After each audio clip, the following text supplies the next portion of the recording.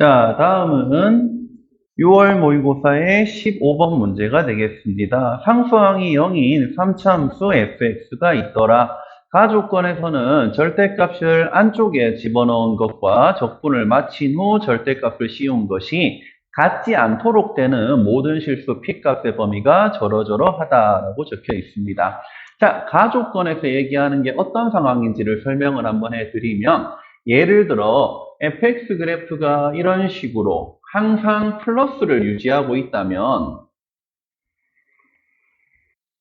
이렇게 된다면 인테그랄 a부터 b까지 절대값을 붙인 다음에 적분을 한 것과 인테그랄 a에서 b까지 적분을 마친 후에 절대값을 붙인 것은 서로 똑같다라는 결론이 나오게 됩니다. 이것은 f가 항상 x축보다 아래쪽에 이렇게 그려져 있을 때에도 a부터 b 범위 내에서 모든 f가 0보다 작게 그려지는 이런 상황에서도 마찬가지로 절대값을 씌우게 되면 전부 다 양수로 처리되어서 같다라는 결과를 얻게 되는데, 근데 만약 a부터 b까지 범위를 봤을 때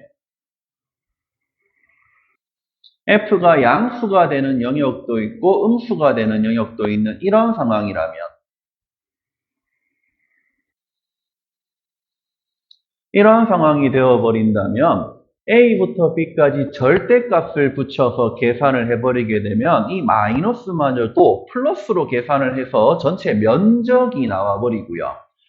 적분을 마친 후 절대값을 씌우겠다의 의미가 돼버리면 이 적분 과정에서 플러스 마이너스가 서로 상쇄되어서 지금은 플러스가 더 크니까 이 면적이 조금 깎인 채로 절대값이 붙게 됩니다. 그래서 이렇게 노랗게 생긴 상황에서는 항상 좌변의 값이 더 크다. 다시 말해서 두 개가 같지는 않다라는 그런 결론이 나오게 되고요.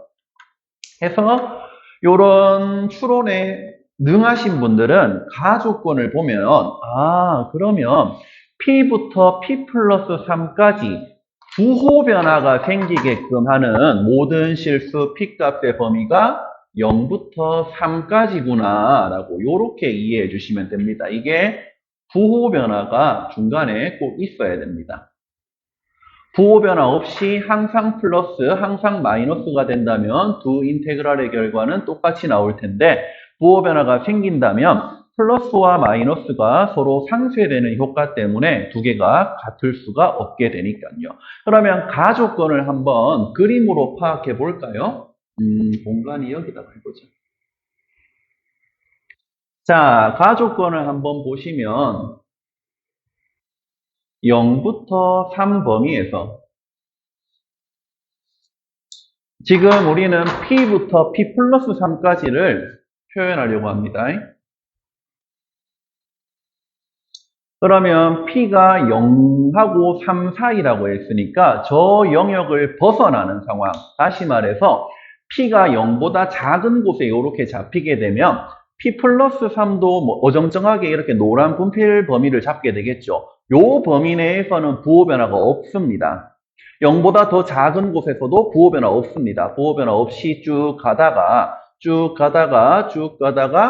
P가 0이 되는 순간에도 아슬아슬하게 이 안에서 부호 변화는 없습니다. 근데 0보다 조금 크면 그때 부호 변화가 생긴다라는 것은 결국 이 3에서 부호 변화가 생길 수밖에는 없구나라고 이해해 주시면 되고 0보다 크고 3보다 작은 범위에서는 부호 변화를 계속 갖겠네요. 그죠? 계속 갖다가 3보다 조금 작은 범위에서도 부호 변화는 생기다가 3이 되는 순간부터는 부호 변화가 없다. 3보다 크게 잡더라도 부호 변화는 없다. 다시 말해서 F는 여기 보이는 X는 3에서만 부호 변화를 갖는다.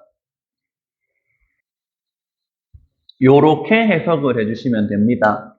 그러면은 3,0을 지나기는 할 거고, 근데 문제의 초반부에 상수항이 0이다라고 했으니까 F0가 0이라는 소리인데, 그러면 이 F는 0,0도 지나야만 하는데 여기를 지난다고 한들 여기에서 부호 변화를 가져서는 안 되니까 따라서 가능한 f의 개형은 0에서는 부호 변화가 없는 근으로서 중근을 갖고 3에서는 일반근을 갖는